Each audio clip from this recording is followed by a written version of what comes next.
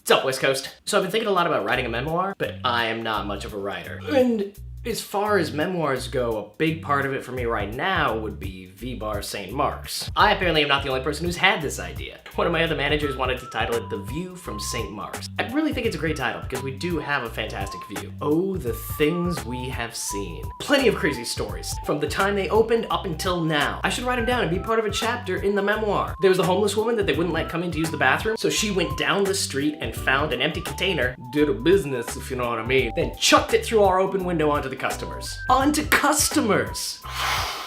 Naked guy, after close, finally sitting down to have a beer, and a guy wearing nothing but tennis shoes comes strolling on past the window with his hands kind of cupped over everything. What is he doing out there? Two girls on the corner try to introduce themselves by, hey, how are you doing? Second time he comes around, now we're starting to worry. This guy, it's cold. This is the middle of winter. Third time we ask him, we're like, hey, buddy, are you in trouble? Do you need help? They took my clothes, man. They took my clothes. Were you robbed? Oh, no, it's all right. They just took my clothes. We were just worried he wasn't gonna get arrested as a pedophile or something weird like that. Indecent exposure, maybe. That could become a sex crime really fast. And not actually a sex crime, but just, you know, legally. Ugh.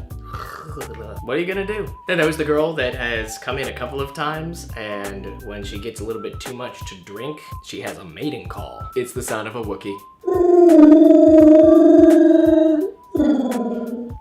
Yep, it's the sound of a Wookiee.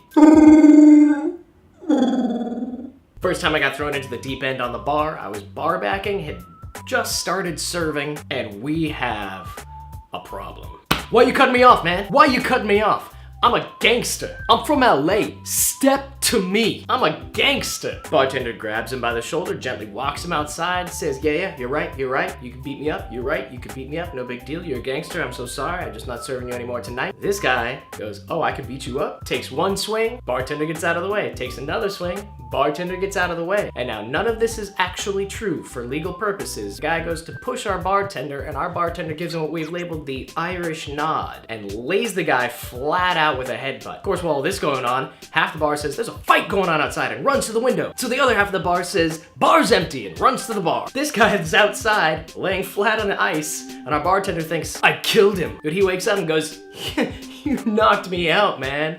Gets up and wanders away for about 10 minutes. Then he's back trying to break through the window with his fist because he's got blood on the back of his head and blood on the front of his face, which we can't even guarantee came from us because he wasn't bleeding when he left. By the time the cops show up and get him out of there the second time, because he's already left again and come back, they start taking statements, and pretty much everyone says the exact same thing. That guy just fell, except for one drunk guy who walks up and says, man, that bartender knocked him out. Cop looks at me and says, I didn't hear that. We've got one particular door at the bar that we cannot keep in good condition, and the only thing that we can really come up with is that the wall that the door is in is one of the few original walls that didn't get any kind of repair or replacement done when they first took over the space. The best damage came from this really drunk woman. She stumbles in one day, red-faced and angry, because that asshole left, I don't know where I am, and you gotta give me a drink. No, we don't. She gets on her phone, starts trying to call her boyfriend, and heads to the bathroom. Boom, boom, boom! Splinters, the door is flying on the hinge, where the latch meets up with the door frame just shatters. We've come to call this Hulk smash. But she had to say for herself, I had to.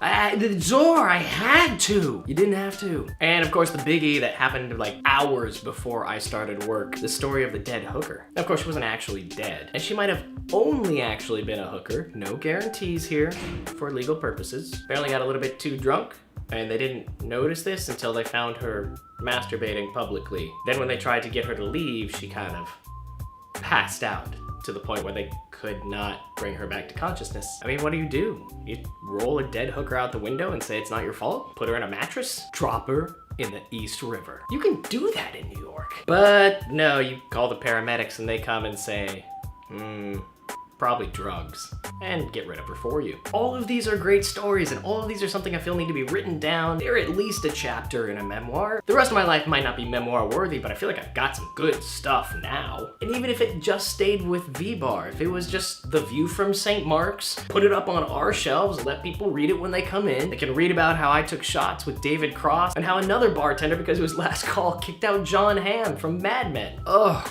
Stories are important. Stories need to be told. And it's fun to sit around and have a beer and recount this stuff with each other. But some of these are good enough I think other people should know. Now you know, and I'm sure I'll tell you some of these stories again, because I find them quite amusing.